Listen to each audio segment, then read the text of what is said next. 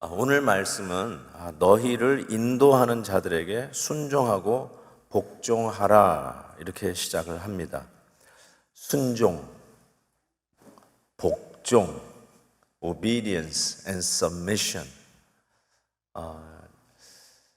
이렇게 꿀꺽 삼키며 소화하기가 만만치 않은 두 단어라고 생각합니다. 순종은 지시 명령을 따라하는 것 이렇게 정의를 내린다면, 복종은 그 순종하는 태도를 담고 있는 뜻이에요. 순종하는 태도, 궁시렁거리면서 불평하면서 하지 못해서 어쩔 수 없이 그냥 끌려가는 식으로 하느냐, 아니면 복종, submission, 기쁨으로 넉넉히 의지적으로 그 일을 하느냐, 이 태도가 이 submission이라고 하는 복종이라는 말에 좀 담겨져 있다라고 생각합니다. 여쭤볼게요. 어떤 느낌이 드세요? 순종하라, 복종하라. 비슷한 느낌이 드는 다른 성경 구절을 하나 소개할게요. 에베소서 5장에 나오는데, 아내들이요 자기 남편에게 복종하기를 주께 하더라. 이는 남편이 아내의 머리됨이 그리스도께서 교회의 머리됨과 같음이니 그가 바로 몸의 구주시니라. 이 말씀을 우리가 받을 때에 가졌던 느낌, 특별히 우리 아내들이요 남편에게 복종하라. 그때 스쳐가는 생각, 지금이 어느 시대인데 목사님이 우리 남편을 아세요? 그러면 이 말 못하실걸요? 이런 게 막 쓱쓱 지나가잖아요. 그런 어떤 영어로 reservation이 안에 있을 수 있는데, 오늘 너희를 인도하는 자를 순종하고 복종하라, 이 말씀을 들을 때도 혹 비슷한 느낌이 들지 않나, 혹은 반감이 들지는 않나. 뭔지 모르지만 그냥 이유 없이 싫지는 않나라는 생각을 해봅니다. 제가 여러분의 마음을, 만약에 그런 마음이 있다면 제가 여러분의 마음을 이해를 못할까요? 아니면 이해를 할까요? 저는 이해를 하고도 남습니다. 아이들을 넷이나 키우다 보니까 그런 거 있잖아요. 아이들에게 방 치워, 네 방 좀 정리해 하는 순간 실은 방을 정리하려고 그랬어요. 치우려고 그랬는데 엄마가 방 치워 하는 바람에 하고 싶은 마음이 뚝 떨어지는, 그런 마음 아시나요? 원래 하려고 그랬어요. 그런데 누가 하라고 그러니까 싫은 거예요. 그래서 안 해. 여러분이 그 마음을 아신다면 저는 여러분에게 이렇게 말씀드릴 수 있어요. 만약에 그 마음을 이해한다면 여러분은 포스트 모더니즘의 문화의 영향 아래 살고 있다. 포스트 모더니즘. 솔직히 벌써 포스트 모더니즘이 시작한 게 20세기 말부터 시작이 됐으니까 꽤 시간이 지난 거지만 여전히 포스트 모더니즘의 문화 속에 우리가 살고 있다는 것이죠. 포스트 모더니즘이 뭐예요? 각 사람마다 생각하는 가치관이 다르다는 거예요. 내가 생각하는 진리와 저 사람이 생각하는 진리가 다르다는 거예요. 당신이 옳다고 생각하는 거, 오케이, you do it. 그렇지만 당신이 옳다고 생각하는 걸 나한테 주입하지 말고 명하지 말라. 나는 내 나름의 가치관을 가지고 있다. 그래서 특별히 미국 땅의 인디비주얼리즘, 개인주의가 얼마나 중요합니까? 이 프라이버시라는 것이 얼마나 중요한지 몰라요. 20세기의 최고의 복음주의 학자라고 하는 존 스타트 목사님이 그의 책 Between Two Worlds라고 하는 책에서 이런 말을 했어요. 세계의 오랜 역사 속에 이처럼 권위에 대한 자의식적 반란은 거의 본 적이 없습니다. A self-conscious revolt against authority. 이 권위에 대해서 그냥 싫은 거예요. 누가 나한테 명령을 내리는 그 권위 자체가 싫은 거예요. 그래서 하려고 자발적으로 하려다가 누가 명하면 더 하기 싫은 거예요. 그러면 내가 이 포스트 모더니즘, Between Two Worlds라고 하는 이 존 스타트 목사님의 책에서 언급한 대로 우리는 anti-authority mood, 권위에 대항하는 분위기 속에서 우리가 살고 있다라고 해도 틀리지 않을 거예요. 그래서 제가 보여준 그 책 보면은 이렇게 서브타이틀이 이렇게 돼 있잖아요. 바로 이러한 권위에 대항하고 권위 자체를 싫어하는 문화 속에서 설교를 해야 되는 것만큼 도전적인 것이 없다. 그게 엄청난 설교자들의 도전이다. 이렇게 이야기를 하고 있습니다. 제가 왜 오늘 이 말씀을 전하냐면 이 확신 하나 때문에 그래요. 디모데후서 3장 모든 성경은 하나님의 감동으로 된 것으로 교훈과 책망과 바르게 함과 그리고 의로 교육하기에 유익하기 때문에 오늘도 이 말씀을 전합니다. 그래서 오늘도 이 말씀을 여러분이 잘 받으시면 저나 여러분에게 큰 유익이 있을 거라고 확신합니다. 누구에게 순종 복종하라는가? 오늘 본문은 너희를 인도하는 자들 이렇게 분명하게 이야기하고 있습니다. 당연히 교회의 리더십을 이야기하는 것입니다. 왜냐하면 이 히브리서가 교회에게 쓴 서신이잖아요. 그러니까 교인들에게 너희를 인도하는 자, 당연히 교회 리더십을 이야기하고 좀 더 구체적으로 얘기하자면 목회자입니다. 저 담임 목사에게 순종하고 복종하라라고 요구하고 있습니다. 이 말씀을 하면서 그래도 하나 여러분 오해하지 않도록 하나 짚고 넘어갑니다.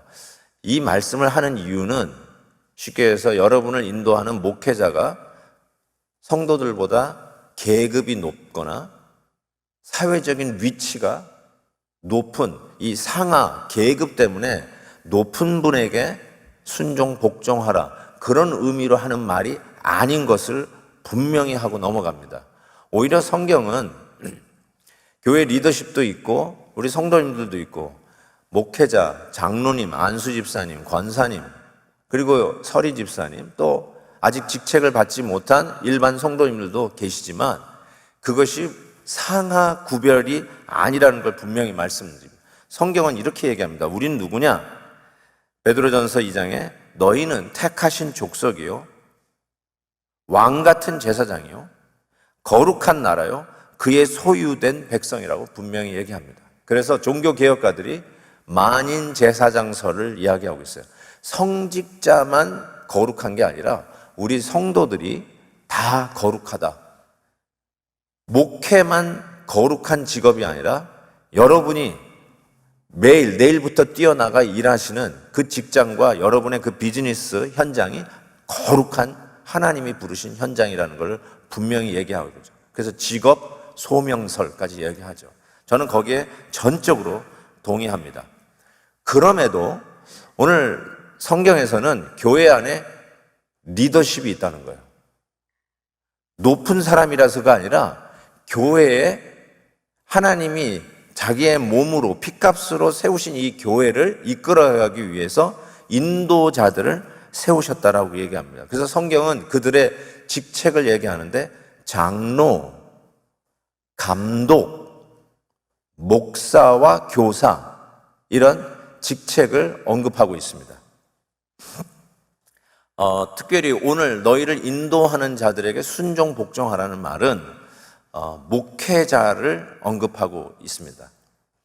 어떤 장로교 교단은요 목사를 teaching elder 가르치는 장로 이렇게 언급을 합니다. 이렇게 총회로 모이잖아요. 그러면 목사라고 이 회의에서는 부르지 않고 TE teaching elder 그리고 다스리는 장로 우리가 장로님 하시는 분들은 ruling elder에서 RE ruling elder 이렇게 부릅니다. 회의석상에서는 목사라는 타이틀보다는 teaching elder냐 ruling elder냐 이렇게 이야기합니다. 그런데 오늘 너희를 인도하는 자들에게 순종 복종하라는 틀림없이 전후 상황 컨텍스트를 살펴볼 때 teaching elder 가르치는 장로를 염두에 두고 하신 말씀이에요. 그래서 에베소서 4장에 보면 교회에 하나님이 주신 선물 중에 어떤 사람은 사도로, 어떤 사람은 선지자로, 어떤 사람은 복음 전하는 자로, 어떤 사람은 목사와 교사로 주셨다. 목사와 교사는, 즉 목회자는 교회에 하나님이 주신 선물, 이렇게 에베소서에서 이야기하고 있습니다. 디모데전서에 이런 말씀이 있어요.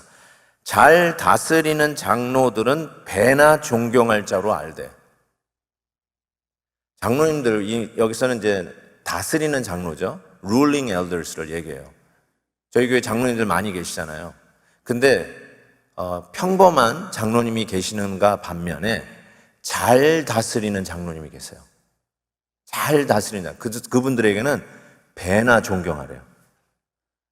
잘 못 다스리는 장로님한테는요. 그래도 존경하래요.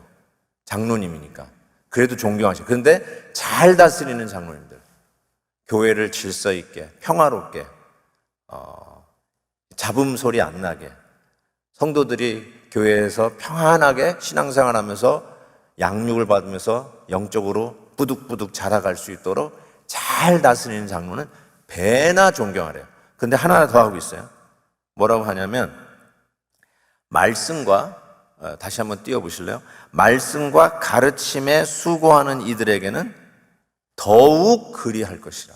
여기서 말씀과 가르침에 수고하는 이들은 teaching elder, 가르치는 장로예요. 즉 목회자예요.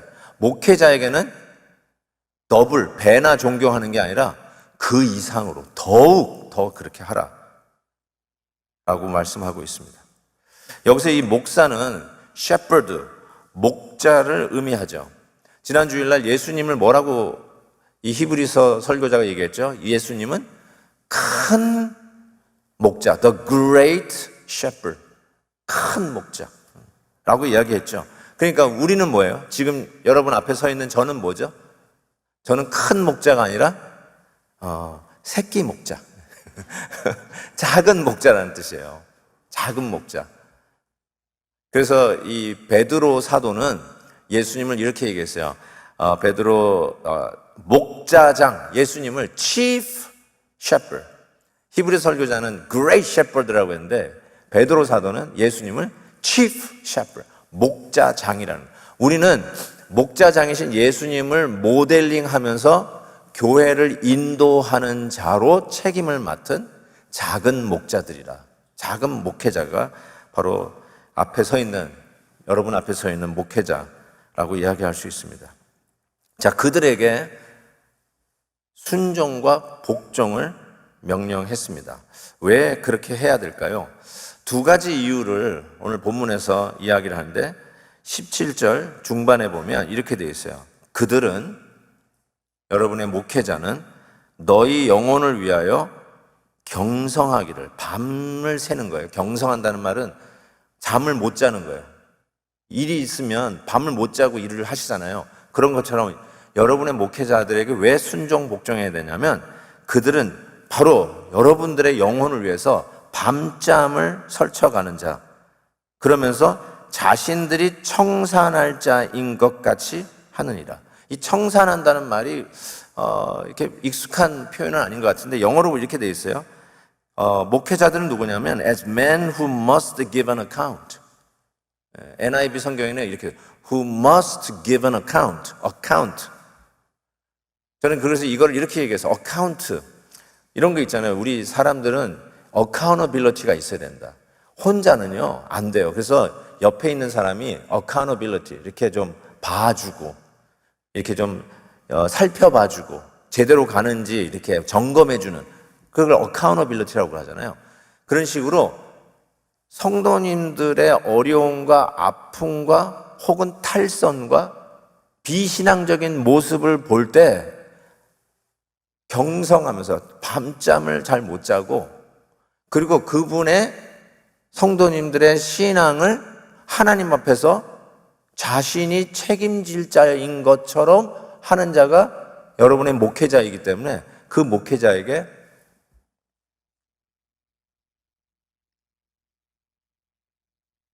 순종과 복종을 하라, 이렇게 이야기하고 있습니다.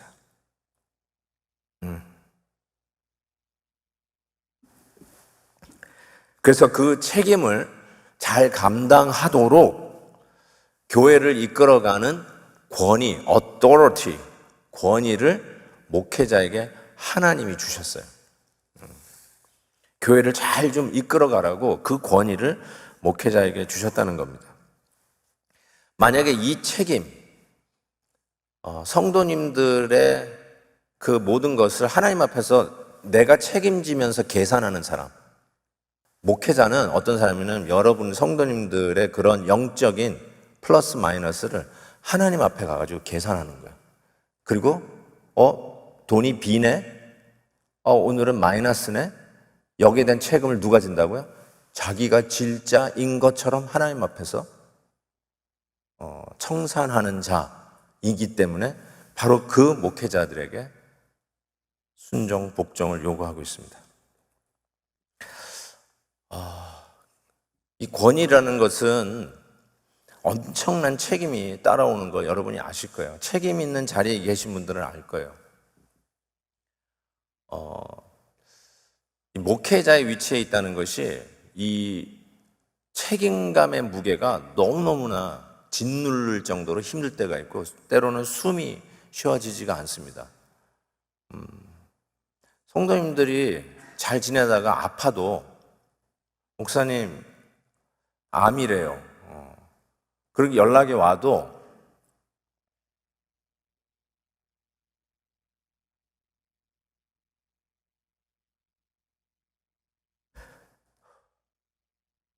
저 때문인 것 같아요. 그래서 하나님 앞에 우리 지금도 제 환우들 제가 여기 환우들 전부 다 이름을 적어놓고 제가 아침 저녁으로 2번씩 기도합니다. 근데 첫 번째 하는 게 회개예요. 혹시 제가 잘못해서 우리 성도님이 아픈 거 아닌가 싶어가지고. 근데 그 목회자에게 하나님이 권위를 주셨어요. authority를. 무슨 권위냐면 교회를 평화롭고 질서 있게 이끌어 가기 위해서 그 권위를 주셨다는 거예요. 이 책임감은 어마어마하게 무겁습니다. 그래서 야고보 사도는 이런 말까지 했어요. 3장에 보면 야고보서 내 형제들아 너희는 선생된 우리가 더 큰 심판을 받을 줄 알고 선생이 많이 되지 말라. 쉽게 얘기해서 목사 쉽게 되지 말라고 얘기하고 있어요. 앞에 나와가지고 설교하니까 폼나는 것 같고 성도님들이 목사님 하면서 막 존경과 사랑을 주는 것 같으니까 나도 좀 사랑 좀 받고 싶어서 신학교 문 두들기고 목사 되겠다고 그러지 말라는 거예요. 이게 얼마나 중차대하고 책임질 일이 얼마나 큰지. 그리고 실은 이 자리가 심판이 더 커요. 여러분이 죄 하나 짓는 것과 제가 죄 하나 짓는 것이 하나님 앞에 갔을 때 여러분들에게 내려지는 형량과 저에게 내려지는 형량은 비교가 안 됩니다.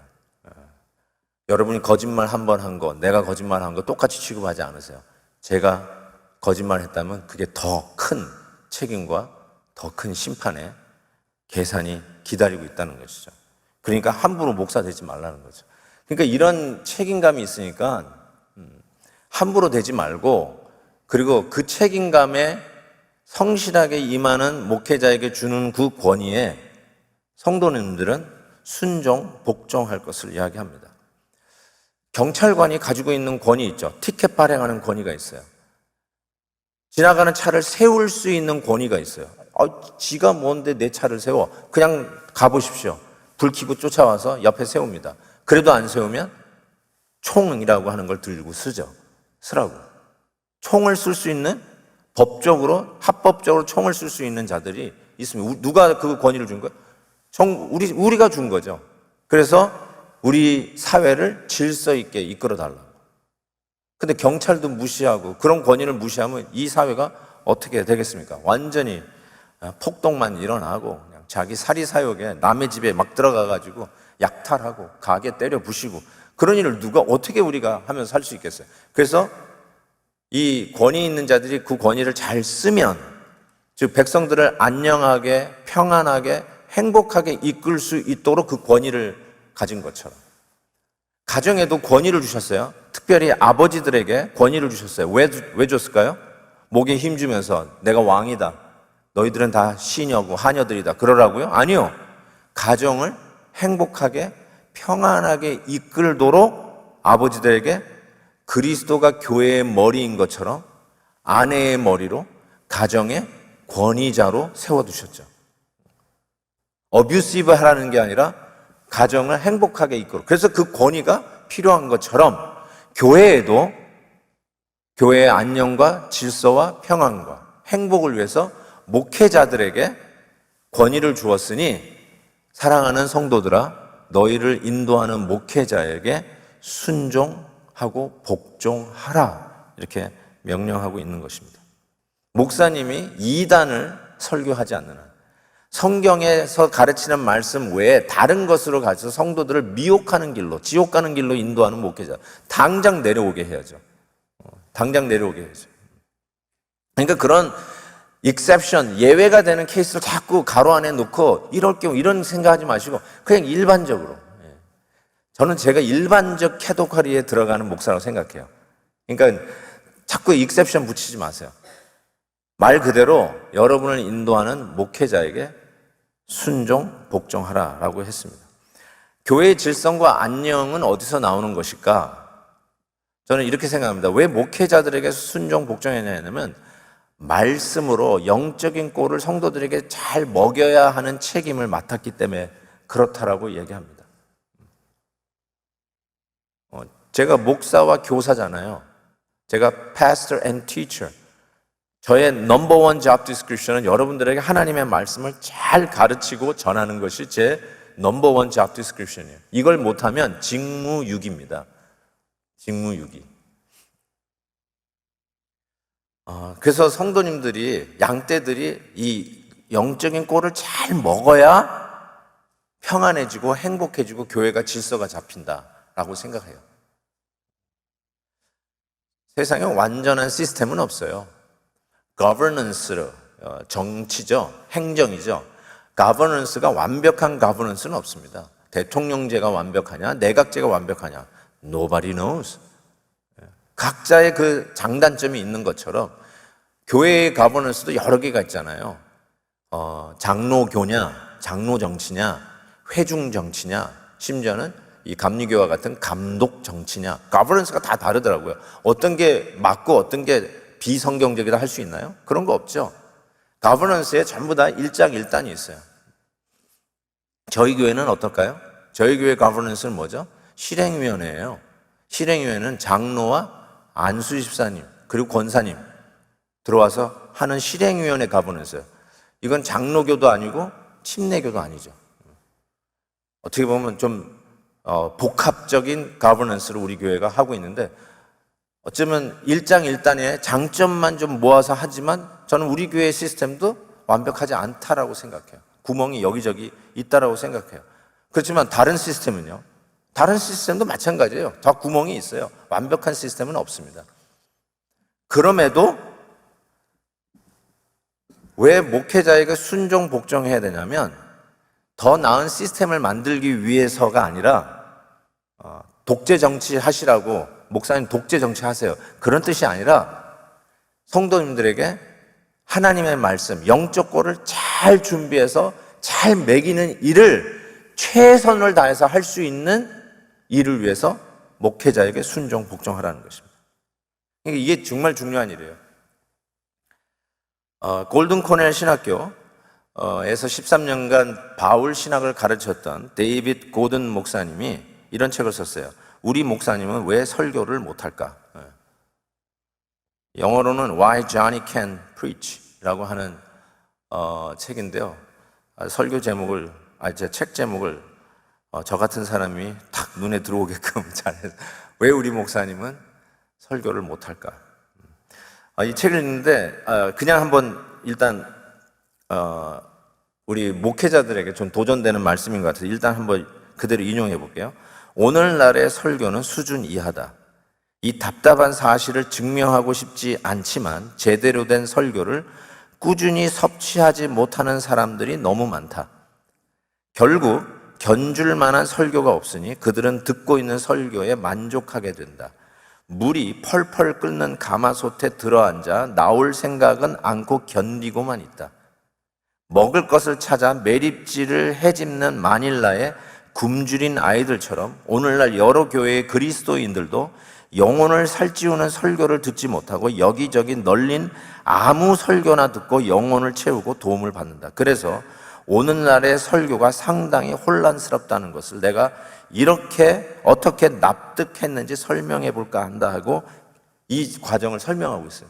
우리 설교자들은 이 책을 좀 꼭 읽었으면 좋겠어요. 그러면서 이런 얘기를 하더라고요. 설교자들아, 제발 로타리 클럽에 가서 설교를 배우라. 이렇게 얘기를 해요. 아니, 그 서브타이틀이 로타리 클럽에서 설교를 배우래요.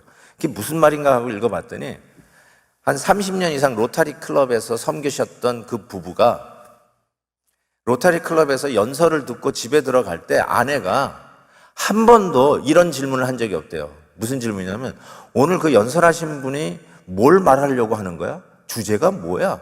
요점이 뭐야? 이런 얘기를 한 적이 없다는 거예요. 그게 뭐예요? 분명하다는 거예요. 무슨 말을 하려고 하는 거지, 요점이 뭔지가 클리어하다는 거예요. 그런데 교회 갔다가 집에 가는 길에 한 번도 빠짐없이 아내가 이 질문을 던졌다는 거예요. 오늘 목사님은 무슨 말을 하려고 하는 거야? 요점이 뭐야? 그 질문을 한다는 거예요.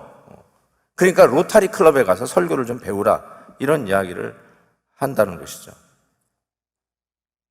그리고 이 데이빗 고든 목사님이 성도와 교제할 때 꼭 묻는 질문이 있대요. 교회 다니십니까? 어느 교회 다니십니까? 그 다음에 목사님은 어떠십니까? 이 세 질문을 꼭 던지신대요. 근데 이 세 번째 질문, 목사님은 어떠세요? 여러분의 담임 목사님은 어떠세요? 하는 이 질문을 꼭 던지는데 이런 대답이 온대요. 설교는 좀 그렇지만, 이렇게 시작한대요. 담임 목사님 어떠세요? 설교는 좀 그렇지만 우리 목사님 착하세요. 설교는 그렇지만 신방은 됐다 열심히 해요. 신방은 좀 그렇지만, 죄송합니다. 설교는 좀 그렇지만 행정력은 탁월하세요. 그러면서 뒤에 이렇게 썼어요. 자기가 정말로 듣고 싶은 말은 이런 말이 아니라 이거래요. 행정력도 좀 없고 일도 말끔하게 처리하시는 것도 없고 몸도 안 좋아가지고 신방도 열심히 못 다니시고, 그렇지만 말씀은 잘 전하세요. 그래서 그걸로 충분해요. 이런 말 듣고 싶대요. 이 신학교 교수님께서 정말로 이런 목회자가 나와야지, 맨날 앞에다 설교는 제대로 못하지만 맨날 듣고 나서 집에 가는 성도님들이 오늘 목사님 뭘 얘기하려고 하는 거야? I don't understand. 오늘 말씀에 대한 얘기가 그런 얘기였어?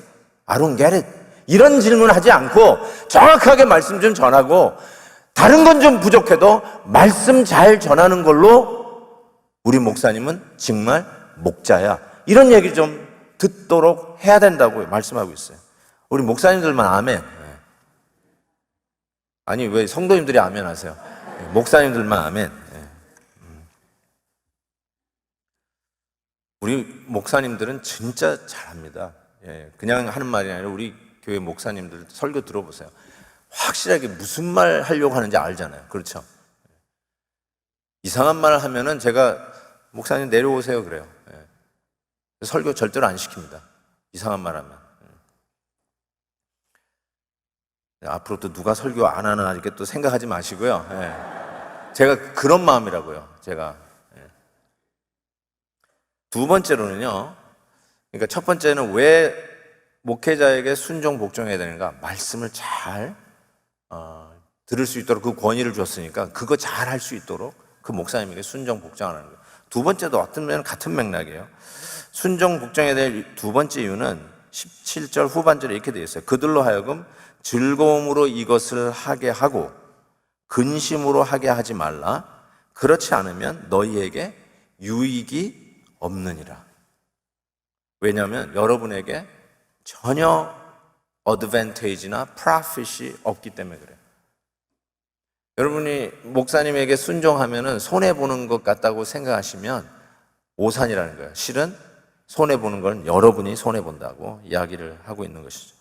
불이익이 온다는 거예요. 여러분이 목회자에게 순종 복종 안 하면 여러분에게 불이익이 오는데, 사랑하는 성도 여러분, 한번 여쭤볼게요. 여러분이 저에게 순종 복종하지 않으면 어떤 불이익을 당할까요? 여러분, 비즈니스가 잘 안 된다, 건강을 잃어버린다, 그런 거 오나요? 아니요. 근데 여러분이 저에게 순종 복종 안 하면 무슨 불이익이 오냐면, 이 강단에서 선포되어지는 말씀을 못 들어요. 그게 가장 성도가 받을 수 있는 불이익 중에 최고의 불이익입니다. 강단에서 선포되어지는 메시지를 아멘으로 받을 수가 없어요. 아무리 잘 준비해서 전달해도 여러분의 마음의 문이 닫혀져 있어요. 그래서 너무너무나 중요한 말이에요. 왜 목사님에게 순종 복종하라고요? 하나님의 말씀의 꼴을 잘 먹일 수 있도록, 교회를 시스템매틱하게 잘 인도하라, 그게 아니라 말씀을 잘 먹일 수 있도록 순종 복종하라고 그랬으니, 만약에 복종하지 않으면 불이익이 오는데 여러분이 말씀을 들을 수 있는 귀가 닫힙니다. 영적 꼴을 못 먹으면, 밥을 못 먹을 때 오는 영양실조 같은 현상이 영적 영양실조가 여러분에게 나타나게 돼 있어요. 성도들의 행복이 없어져요. 영적 기쁨이 사라져요. 교회에 오는 예배의 감격이 사라지기 시작해요. 졸리기 시작해요. 영적인 다이나믹, 성도님들이 이 말씀에서 능력을 얻어서 그 능력으로 한 주를 산다 해도 틀리지 않은데, 옛날 어른들은 일주일에 한 번 장을 쓰는 것과 같다 그랬잖아요. 그 일주일에 한 번 장에 가서 장을 봐야 일주일을 사는 건데, 주일 강단이 바로 그러한 같은, 여러분이 영적 양식을 채워서 한 주간도 능력 있게 살아가야 되는데, 그 영적 양식을 공급받지 못하면 영적인 영양실조 현상들이 나타나기 시작한다는 거예요. 배고프다고 푸념하고 컴플레인하고 들이받고 행복이 사라지고 가정의 질서가 깨지고 비즈니스에서도 막 신경질만 부리는, 어쩌면 그런 사이드 이펙트, 부작용까지도 나타날 수 있다는 것입니다. 저는 이 강단이 여러분의 영적 보급로라고 생각해요. 영적 보급로. 전선에서 싸우고 있는 군대에게 모든 물자를, 군량미, 이 모든 걸 제공하는 보급로가 있잖아요. 그런데 담임 목사에게 순종하지 않냐고 담임 목사와의 관계가 틀어지면 그런 영적 보급로가 차단된 것과 똑같다라는 생각을 해보게 됩니다. 여러분의 영적 충만함과 행복함, 특별히 교회 생활의 기쁨, 이 일에 여러분 치명적인 손실을 가져올 수 있습니다. 그래서 성경은 이렇게 얘기합니다. 갈라디아서 6장, 가르침을 받는 자는, 우리 성도님들이요, 말씀을 가르치는 자와 접니다. 모든 좋은 것을 함께 하라. 아멘도 없네. 싫죠? 근데 성도님들은 모든 어렵고 슬프고 힘든 일만 목사님하고 같이 나누는 것 같아요. 일만 터지면 목사님한테 전화는 하지. 근데 좋은 일이 있을 때, 하다못해 맛있는 거 먹을 때, 목사님이 생각나야 돼요. 모든 좋은 것. 제가 제일 좋아하는 건, 맛있는 거 먹다가 야, 이거 목사님 갖다 주면 좋겠다, 이런 분이 있대요. 가물에 콩 나듯이 한 분씩 그런 분이 계십니다. 너무너무나 소중한 분들이에요. 왜요? 저 말씀에 딱 맞는 거잖아요. 말씀을 받는 자는, 말씀을 가르치는 자, 모든 좋은 것을 함께 하라. 아멘.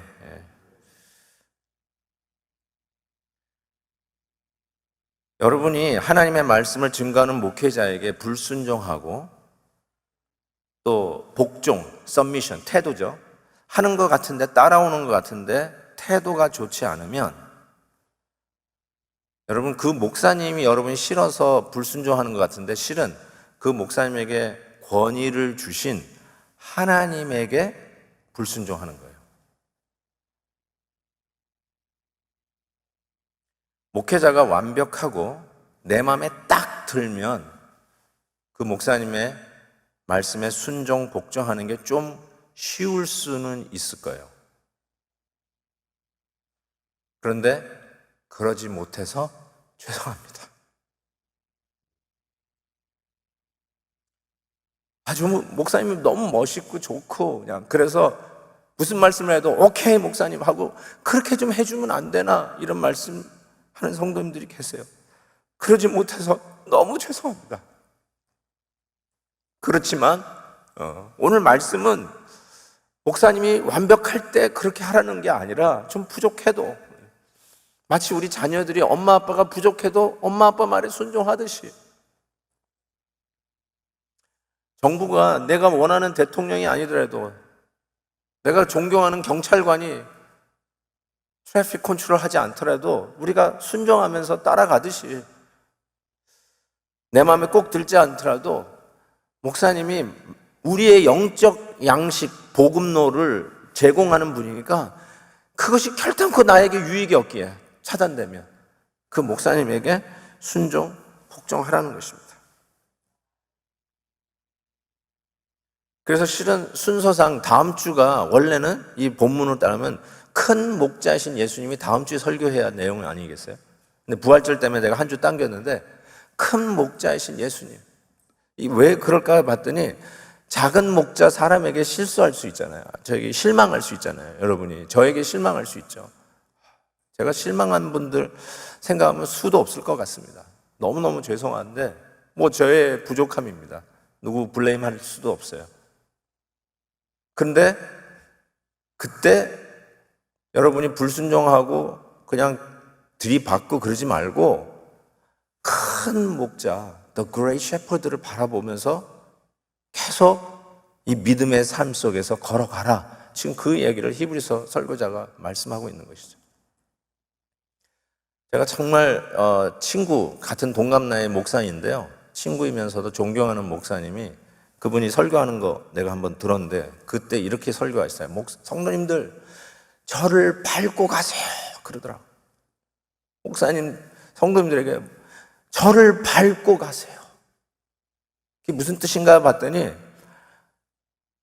여러분의 목사님이 여러분 앞에 장애물 같이 역할을 한다면 그 목사님 때문에 내 영적 생활에 장애물이야 하고 주저앉고 포기하고 그러지 말고 밟고 가세요.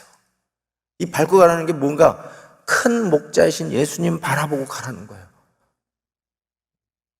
그 목사가 이상한 말씀을 전하고 성도들을 지옥으로 데려가는 말씀을 전하지 않는 한 인격적으로 좀 불완전하고 행정이 미숙하고 일 처리가 말끔하지 못하고 인사할 때도 악수하는데 딴 데 보고 있어가지고 실망하고 저분한테는 한 손으로 악수하는데 왜 저 사람한테 나한테는 한 손으로 하는데 왜 저 사람한테 두 손으로 악수하나 뭐 이런 부족함이 있잖아요. 페어하지 않잖아요. 제가 인정합니다. 한 달 만에 나오시는 분들은 두 손으로 악수하고 매일 새벽기도 보는 사람은 그냥 악수도 안 하고 그냥 이렇게 하고 그럴 수도 있잖아요. 어찌 그럴 수 있냐. So unfair. 맞아요. 그런데 그것 때문에 난 이제부터 저 목사님 인격이 의심돼서 순종 안 할까 이러지 말고 그러면 영적 복음로가 차단돼서 영양실조 현상이 나타나는 영적 활기와 능력을 잃어버리니까 그러지 말고 밟고 가라고요. 밟고 저를 밟고 가세요. 누구에게? 큰 목자 The Chief Shepherd 목자장이신 예수님 바라다고 보고 가시란 말이죠. 이것이 여러분이 목사님에게 순종, 복종하는 것이 나는 김한영 목사님이 너무 행복하게 목회하는 거 난 정말 눈뜨고는 못 보겠다. 그리고 목사님에게 순종하면 저 목사님 지가 하나님인 줄 알고 교만해질까 봐 난 절대로 그러지 않을 거야. 나는 사사건건 간섭하고 어렵게 만들 거다. 그렇게 생각하시고 저의 어떤 영적인 겸손함을 유지하기 위해서 가시 역할을 하겠다고 자처하시는 분도 혹 계실지 모르겠는데 여러분에게 유익이 안 된다는 게 성경 말씀이에요. 여러분에게 유익이 안 돼요. 교회에 유익이 안 돼요. 결국 여러분이 자승자박하는 거예요. 누워 침뱉기야. 이 말씀을 드리면서 저는 이렇게 여러분에게 말씀드리고 싶어요. 요한 사도가 요한 3서에서 이런 말씀했어요. 내가 내 자녀들이, 내가 목회하는 성도들이 진리 안에서 행한다 함을 듣는 것보다 더 큰 일이 없도다. 이게 저의 마음이에요. 이 말씀을 여러분들에게 전하고 싶어요. 저는 여러분들이 믿음 안에서 자라가는 모습을 보는 게 가장 기쁩니다. 와, 저분이 저렇게 변했어.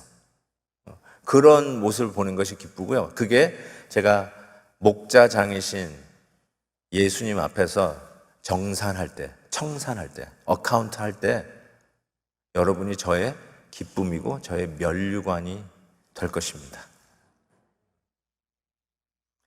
제가 너무 부족해서 이런 말씀을 전합니다. 저를 힘들게 하는 분이 있냐고요? 있죠. 유튜브에도 맨날 이렇게 덤다운 하는 사람도 있고,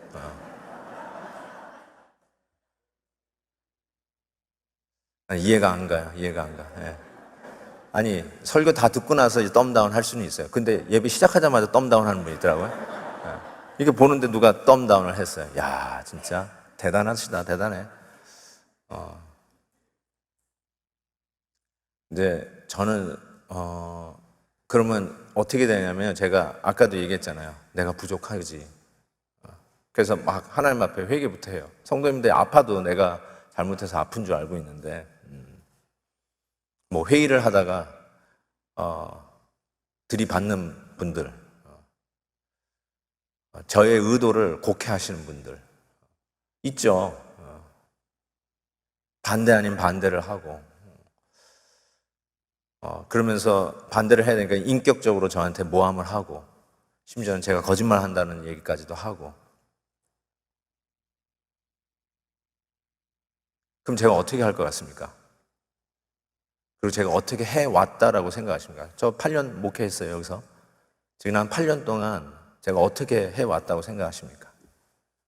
그렇게 누가 저를 공격하거나 힘들게 할 때 제가 어떻게 했다라고 생각하십니까?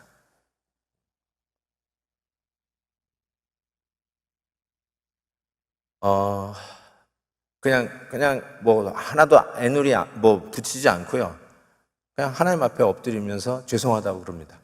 제가 목회를 잘 못합니다. 제가 부족합니다. 그러면서 하나님 앞에 정말로 겸손하게 돼요. 그래서 저는 오늘 여러분들에게 이 말씀을 개인적으로는 드리고 싶어요. 뭐냐면 사사건건 힘들게 해주세요. 사사건건 저를 들여다보면서 간섭해 주세요. 왜 그 모양으로 뿐이 할 수 없냐고 지적 좀 해주시고, 왜 설교를 그 정도뿐이 못하냐고 맨날 신랄한 비판을 좀 해주세요. 그 말 하고 싶어요. 예. 왜요? 저는 하나님 앞에 가서 나의 목자장이신 주님 앞에 가서 씨름할 테니까. 그리고 그것이 저에게 겸손케 하는 유익을 주는 거 맞습니다. 그렇게 해주세요. 근데 제 마음은 이런데요. 오늘 말씀은 여러분들이 이렇게 얘기합니다. 근심으로 목회하게 하지 마라. 즐겁게 목회하도록 여러분을 인도하는 목회자에게 순종, 복종하라. 하나님의 말씀을 잘 전할 수 있도록 기쁘게 목회하도록 순종, 복종하라. 이것이 너희에게 유익하다. 그게 교회에 유익하다.